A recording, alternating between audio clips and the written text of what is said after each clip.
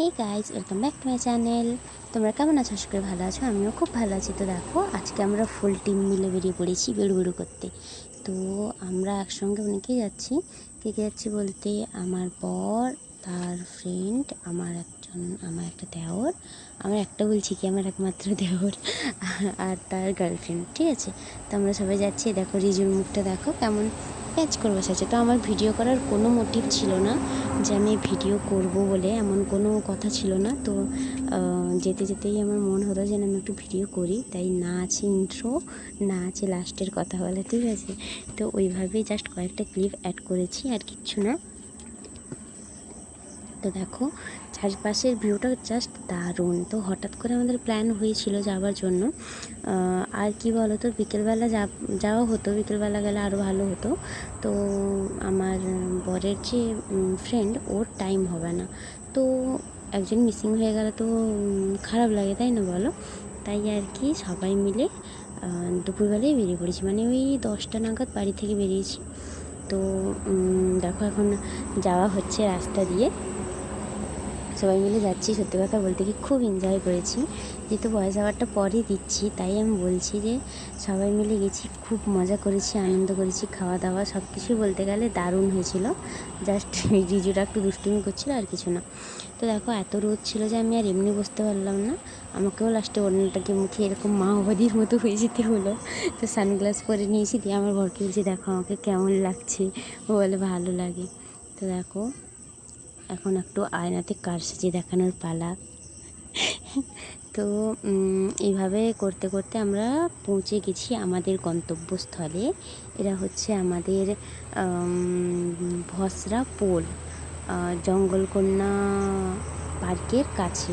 ঠিক আছে, সুবর্ণরেখা নদীর উপরে পোলটা, সরি ব্রিজটা, সুবর্ণরেখা নদীর উপরে ব্রিজটা। তো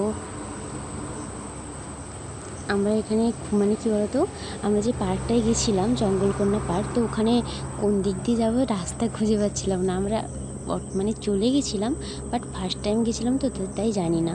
তো এধার সেধার ঘুরতে ঘুরতে লাস্ট পর্যন্ত একজন লোকাল লোককে জিজ্ঞেস করতে উনি বলে দিলেন। তো দেখো এই হচ্ছে জঙ্গলকন্যা পার্ক। এই যে একবারে ভসরা ব্রিজের একবারে সাইডে বলতে পারতে। দেখো আমরা সবাই এখানে দাঁড়িয়েছিলাম, একটু বসছিলাম, কারণ এত দূর জার্নি করে আসার পর প্রচুর টায়ার্ড হয়ে গেছিলাম। তারপর আমরা টিকিট করে পার্কে ঢুকেছিলাম। তো পার্কের সামনে ডাইনোসরটাকে দেখে বলছিলাম সবাইকে খেয়ে নাও। তো তারপরে সবাই যে যার মতো করছিলো, আমি আমার বরের সঙ্গে গিয়ে একটু ফটো শ্যুট করলাম, একটু ছবি টবি তুললাম আর কি। তো দেখো এই যে আমার বরের সঙ্গে আমি হাঁটু যাচ্ছি।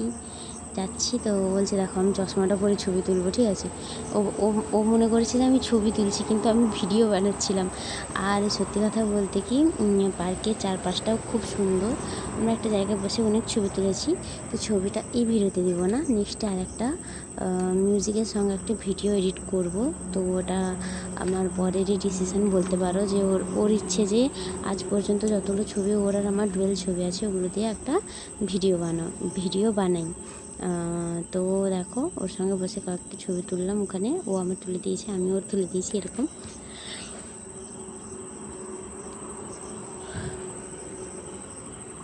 আর সত্যি কথা বলতে কি, পার্কের চারপাশটা খুব সুন্দর ছিল, বসার জায়গা ছিল অনেক জায়গায়। আরও বিকেলে গেলে হয়তো আরও সুন্দর লাগতো, আরও মনোরম দৃশ্য দেখাতো, কেননা চারিদিকে যেহেতু গাছপালাই ভর্তি, তো সুন্দর লাগতে অবশ্যই। আর আমরা এত রোদে গেছি না, কি বলবো, গরমে না অবস্থা খারাপ হয়ে যাচ্ছিলো আমাদের। দেখো আমরা এখানে সবাই মিলে বসে গ্রুপ ফটো তুলছিলাম। দেন আমরা ওখান থেকে বেরিয়ে এবারে এসেছিলাম প্রত্যুষা পার্কে, যেটা আছে কেশিয়াড়িতে। তো আমরা পার্কে ঢুকে এধার সেধার ঘোরাঘুরি করছিলাম, দেখাদেখি করছিলাম। আর তারপর কিছু খাওয়া দাওয়ারও কেনা হয়েছিল, কেননা রোদে ঘুরতে ঘুরতে প্রত্যেকের খিদা, তো একবারে পেটের অবস্থা খারাপ হয়েছিল। তো দেখো এই হচ্ছে প্রত্যুষা পার্কের ভিউ। তো আরও অনেক আছে ভেতরের দিকে। আমরা ওখান থেকে খাবার দাবার কিনে একটু খাওয়া দাওয়া করে তারপরে দেখো না আমি দোলনায় বসছিলাম। তোমার দাদাভাইকে বলছিলাম যে একটু দুলিয়ে দাও, কিন্তু বলে তুমি পড়ে যাবে, তুমি এত মোটা হয়ে গেছে যে তুমি দোলনা থেকে পড়ে যাবে। তো আমার রাগ হয়েছিল খুব। তো আমি রেগে যাচ্ছি, আমি বারবার করে বলছিলাম যে না আমি পড়বো না। তারপরেও যখন বারবার করে বলছিলাম তখন রেগে নেমে এসেছিলাম, ঠিক আছে।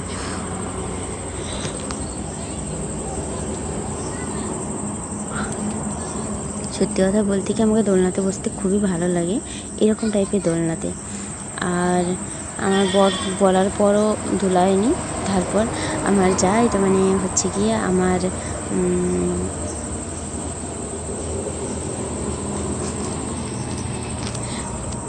যা বলতে পারো, ফ্রেন্ড বলতে পারো, ও আমার ফ্রেন্ড হয় বলতে গেলে যা পরে, ঠিক আছে।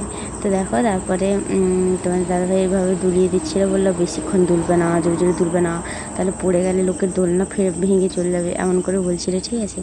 তো আমি বসছিলাম, তাও আমাকে ভালো লাগছিলো বলে, তো কিন্তু বেশি বলতে এই যে আমার রাগ হয়ে গেল, আমি চলে গেলাম উঠে। তো ও আমার পিছন পিছন চলে এসেছিলো। তারপর আমরা আলাদা আর একটা জায়গায় গেলাম, স্লাইডে উঠেছিলাম। তো ওগুলোর কোনো ক্লিপ নেওয়া হয়নি। তারপর দেখো এগুলো একটু ভেতর সাইডের দিকে, এখানে ডোরেমন আছে, ছোটো ভীম আছে, মিকি মাউস আছে, অনেক কিছু মানে ছোটো বাচ্চাদের থিমের উপরে অনেক কিছু আছে। তো ছোটো বাচ্চাদের খেলার জন্য অনেক স্লাইডও আছে, দোলনা আছে, অনেক কিছু আছে। আর স্পেসটা সত্যিই বলতে গেলে খুব সুন্দর।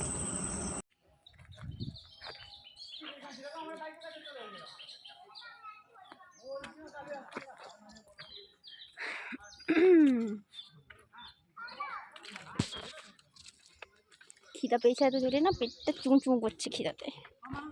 হ্যাঁ, না না না, আর না, আর না, পালিয়ে যাবো, চলো হোক, চলো চলো চলো, আর না, আর না।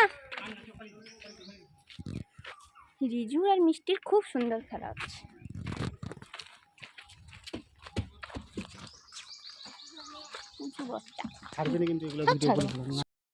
তো দেখো ওখান থেকে বেরানোর পর খাওয়া দাওয়া করে মানে লাঞ্চটা করে তারপর আমরা গেছিলাম কুড়ুম বেড়াতে।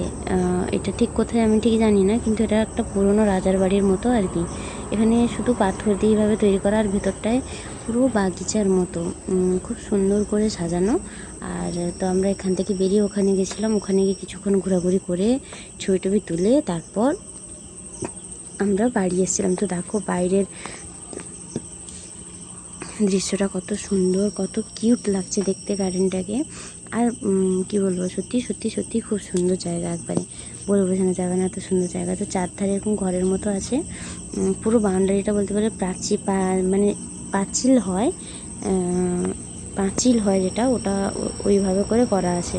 তো তোমার দাদাভাই বলছে তুমি ভিডিও করছো, বাইরে গিয়ে ভিডিও করো, ঘরের মধ্যে করলে অন্ধকার অন্ধকার আসবে। তারপর আমাকে এদিকে টানে ওদিকে টানে এমন করে ছবি তুলতে বলছিল, কিন্তু আর হচ্ছিল না, অন্ধকার অন্ধকার দেখাচ্ছিল। তো দেখো এই যে ঘরের মধ্যে মানে চারপাশটাই এরকম, এই জিনিসটা যেভাবে দেখাচ্ছে চারপাশটাই এরকম, আর মধ্যিখানটাই ওরকম বাগানের মতো। চলো আজকে টাটা, বাই বাই, দেখাবে নেক্সট একটা ব্লগে।